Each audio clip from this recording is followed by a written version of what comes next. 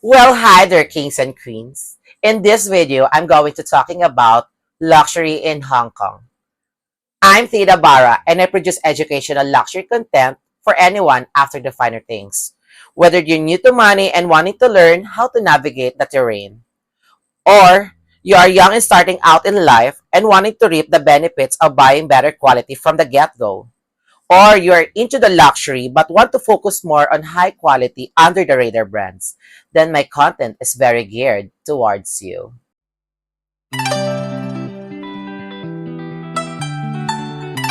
The last time I went in Hong Kong was in 2019. Ito yung mga panahon na nagkakagulo na between China and Hong Kong para daw sa freedom. And ito rin ang panahon bago ang declaration ng lockdown and COVID pandemic. It was a trip na part ng vlogging, dining, and part ng pleasure. Kasi gusto kong ma-achieve sa aking content kung ano ang itsura ng luxury looks ng dalawang market between Singapore and Hong Kong. At dahil sa nakaraang trip na yon, gusto ko malaman in between the two markets kung sino ang may pinakamaraming brands, branches, and consumers, both locals and tourists. And I thought seeing those two markets that are fairly sizable markets for my channel would be advantageous to both myself and also to my viewers. Tuwing magta-travel ako ng DIY, hindi ko ino-organize yung aking trip. You know naman yung mga basics tulad ng kung saan ako titira, saan ako kakain, or saan ako gagawa ng activities. Mas enjoy kasi ang travel vlogging kapag mas natural at saka kung ano yung mangyayari na maso-surprise ka na hindi mo inaasahan. Dahil yun talaga ang traveling, di ba? I went in Hong Kong several times, but I actually thought Hong Kong would be maybe on a part just a little ahead of Manila. If at all, just a smidge. And I thought Singapore, we know, is a fairly developed country. They've transcended from developing to develop, so they are ahead to us. I was on the ground, was absolutely blown firstly with Hong Kong when it came to luxury. On my way from the airport going to the hotel, napansin ko ang isang signage na welcome to the premier destination of art and luxury. And I thought, oh my gosh, isn't that a little arrogant to say? But on my second day in Hong Kong, doon ko na-realize na maraming kayang i-offer at gawin sa Hong Kong. When it comes to aspirational brands, maraming branches and shopping areas meron ang Hong Kong. But if I was somebody na big spender ng mga luxury brands na ito, I think kulang ang Hong Kong for me. And doon ko may offer ang Singapore. Because when it comes to cleanliness, safety, and development, absolutely stunning talaga ang Singapore. Kung meron akong abundance of option, I can't recommend Hong Kong highly enough. Kung titignan ninyo ang Singapore, ibang level ang development, ang cleanliness, ang efficiency, at ang safetyness is talagang exemplary as in goodness. Ang Hong Kong ay binubuo ng napakaraming islands. And I was stayed in Causeway Bay at City Garden Hotel near at the shopping haven of Causeway Bay like Hysan Place. I go to Central District kung saan located ang IFC Mall. Ang IFC is a napakataas na building with financial institution. In the bulk of the building at sa basement, doon located ang IFC Mall. And 3 minutes walk away naman, makikita ninyo ang The Landmark, isang ultra high-end luxury mall. Katumbas nun dito ay ang Shangri-La Plaza, while the IFC Mall is katumbas nun dito ay ang Greenbelt. The third mall is the Pacific Place. Medyo nakadistansya ito sa dalawang nauna nating mall tulad ng IFC at ng The Landmark dahil kailangan mo pa sumakay dito ng tram going to Admiralty and doon located ang Pacific Place. But Pacific Place is napapalibutan ng mga luxury brands tulad ng Louis Vuitton at ng Tiffany & Company. Ang pang-apat naman natin na mall dito is yung Hysan Place na katumbas nun dito ay ang ating Greenbelt Complex na meron siyang natural light, lush greenery, high ceiling, and open storefronts.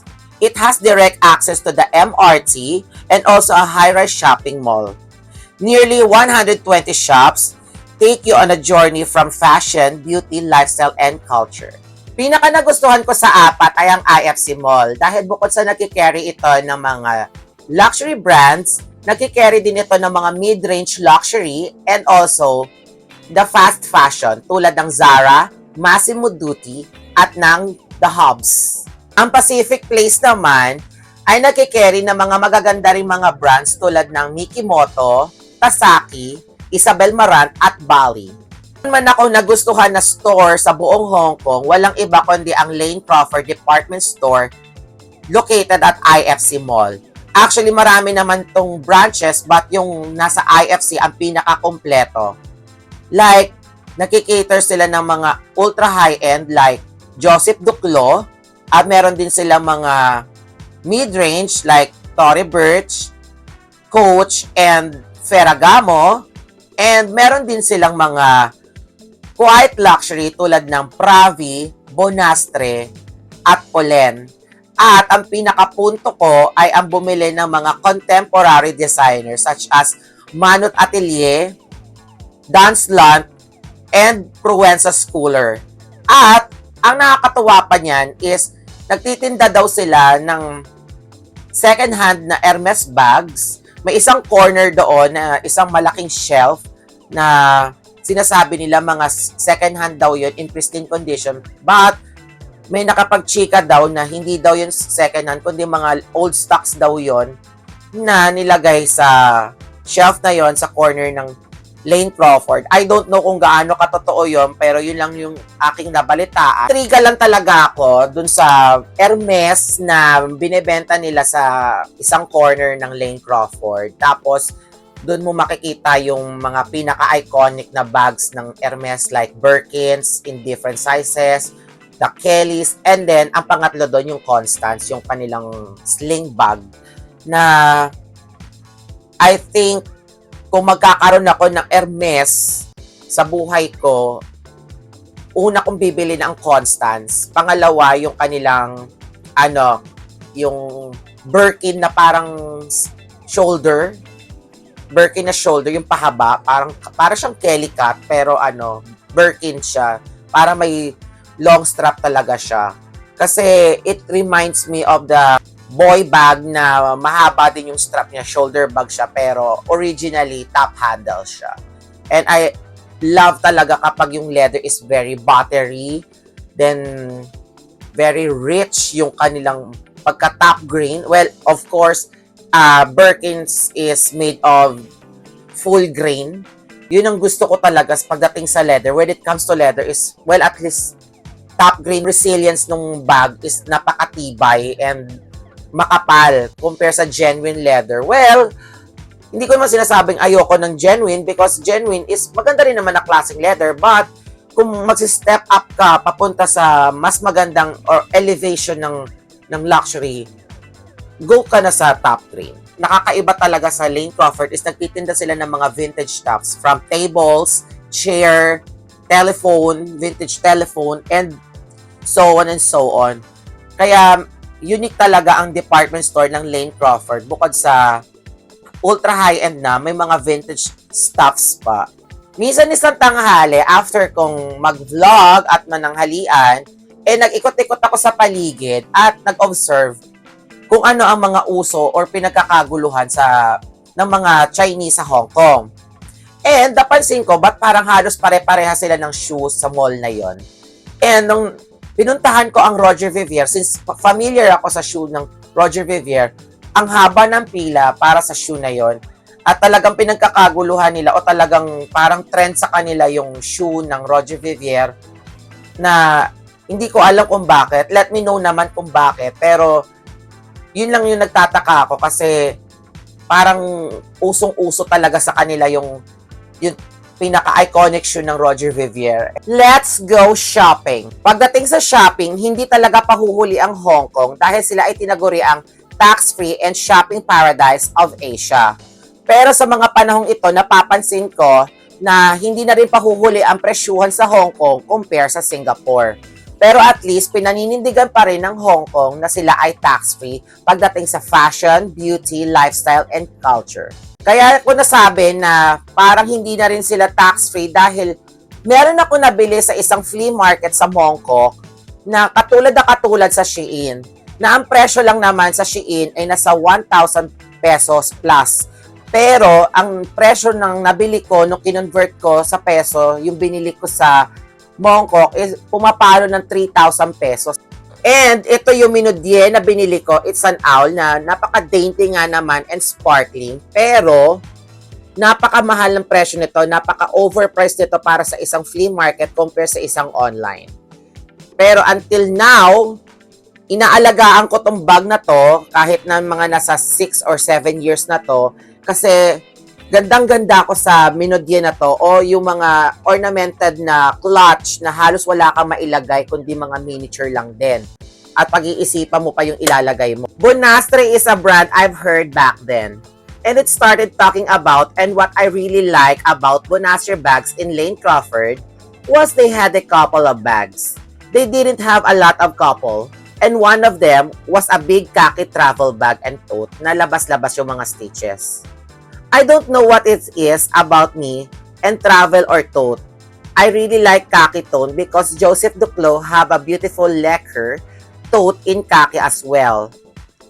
And kung ako lang naman ay papalarin at makapagpagawa ng another na cabinet for my extra collections ng mga bags, I think pupunuin ko yun ng Bonastre bags and Joseph Duclos because yung dalawang bags na yon or dalawang brands ng bags na yon, both ultra luxury and mid-range, ay very simplistic yet absolutely stunning.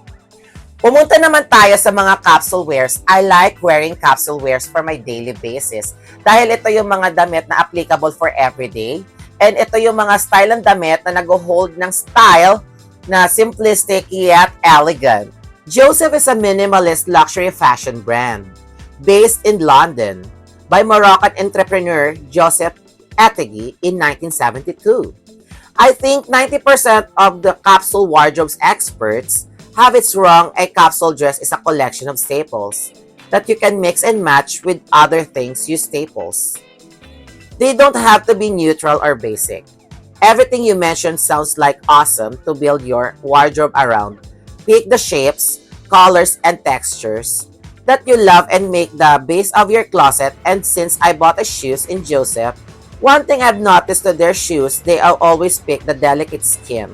And it feels comfortable, clean design, and very simplistic under the radar brand. The next brand that I like to talk about is Charlotte Simon. Charlotte Simon is a British brand found in 2012. From freshman in college, mixed idea of statement scarf, she always loved fashion, books, and history. The brand focused on fur colorful scarves and shawl and coat as well. They produce their garments so beautiful at mid-range price. They focus mainly coats and scarf, even few fur bags, so lovely. This brand is available at Lane Crawford, IFC, and Pacific Place. Well, I'm focusing on their rainbow scarves and foxtails because of our climate. It's too humid. I about buying coats, but most of my personal picks are the Dixie coat and the cropped leopard coat. And I'm already ironing a third one, the Lulu Mongolian coat. And then next to them is a brand I'd like you to get on your radar very comfortably within your everyday luxury space. So the price is below $500. It is London-based brand called Danslant, which means slow dance in French. There are a number of things I really like about this brand. Firstly, it's within the everyday luxury space. And for the space, it is a very well-made looks, even more expensive. It could fit comfortably with an affordable luxury. I would even pay an affordable luxury price. This stitching is flawless. It's impeccable, very subtle. Labeling, they have the brand. Just on the front, Danslant and then London. On the front, and the styles are largely architecture. Inspired of the two styles at the front are their core pieces. And then, the back is our seasonal pieces. They work with leather. They will also work with shimmering satin. And what I like about them, apart from just the quality for the level of luxury, is the style. They have their own little attitude you wear. The bag on your wrist, as I've done, and then as you're walking, you just support it with your hand. Another bag na binili ko sa Hong Kong, walang iba kundi itong Mano Atelier Pristine Bag. Actually, narinig ko na tong bag na ito at nakita ko na to sa online before, pero sabi ko parang hindi ko type. Until nung nagkatabi sila nitong dance lot sa isang corner ng Lane Crawford, sabi ko, aba, itong Pristine, meron din palang attitude din na bag na to. And nagkataon na meron naman akong budget. Gamit ko yung aking Rizal Round Clutch from Fino. So, iba-iba yung shape ng bag ko. Merong round, merong square, at merong parang origami na diamond. So, etong bag na to, bihira ko lang din gamitin kasi mas madalas kong gamitin yung isa kong bag na ka-shape nito kasi mas mataas yon and mas nag-hold siya ng mga mas malalaki kong gamit. But still, I love this bag. And the other bag that I need, Prism, Furla, ayan, or Furla neto yung, ang tawag yung founder nito. So, that time, na pumunta ako, uso yung mga may malalaking lock para nakikipag-compete sila sa Kate Spade. And I don't know why, kung bakit marami din mga Chinese na bumibili ng Furla, siguro dahil sa maganda ang leather. This one, yung in-example ko sa inyo, kasi kaya ko sinample to dahil kabibili ko lang nito and ito'y lumabas pa noong 2013 or 2014. Medyo matagal na. Tapos nung time na nandun ako sa Hong Kong, yung mga may mga malalaking lock. And nagtataka lang ako, bakit ang daming bumibili ng Furla, same as Roger Vivier. Hindi ko alam kung ako lang nakakapansin o nagkataon lang na labas-pasok sa store na bumibili ng Furla. And maganda ang Furla, yes, of course. Same sa Coach, maganda ang leather nila. Last bag, hindi ko siya binili sa Hong Kong, pero nakita ko to sa Hong Kong ng personal nung pumunta ako doon. This bag is called Provenza Schooler PS1. Yes, PS1. Una ko tong nakita kay Charles Gross, one of my favorite na na vlogger, and sabi ko pag may ganito ako, panghalili ko siya doon sa aking quilted leather na Michael Kors na parang Chanel inspired. Tapos ito yung other bag, PS1. So bumili ako ng mga dope, yung Rabian ko, halos kamukha din ito, and napaka-soft ng leather, yes. Ito naman, medyo stiff yung leather niya. Kita ko to sa Hong Kong. Sabi ko, ang gaganda rin pala ng quality ng Provenza Schooler at saka siya, underrated. And our last topic is tailors in Hong Kong. And finally, I explored tailoring when it comes specifically to men and women's clothing. Worlds apart, what you will find is our brands is focused on producing the very best. When it comes to us, the highest quality materials and the craftsmanship. Absolutely impeccable. That goes into producing the products, but you don't typically get that when it comes to women's clothes. One of the main reasons is women have fairly high turnover of clothes. Women buy a lot of clothes for different occasions, different reasons, different seasons. For example, except Chanel suits, you can buy few pieces and you can keep and use again and again. And so, clothes are not as well made.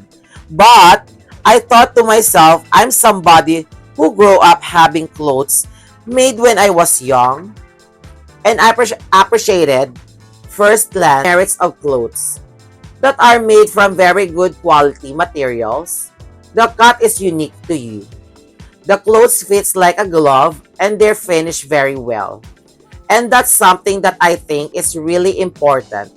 You have the trade-off of getting clothes that are very well made, tailored, versus buying clothes from aspirational brands.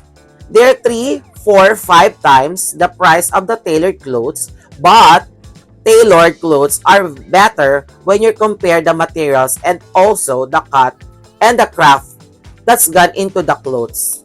And I know Hong Kong is very well known for men's tailoring, and I just wanted to see how advanced, how developed is women's tailoring. For 250 Hong Kong dollars to 300 or 350 or 400, depending on how I guess they look at you and how much are you worth the second place.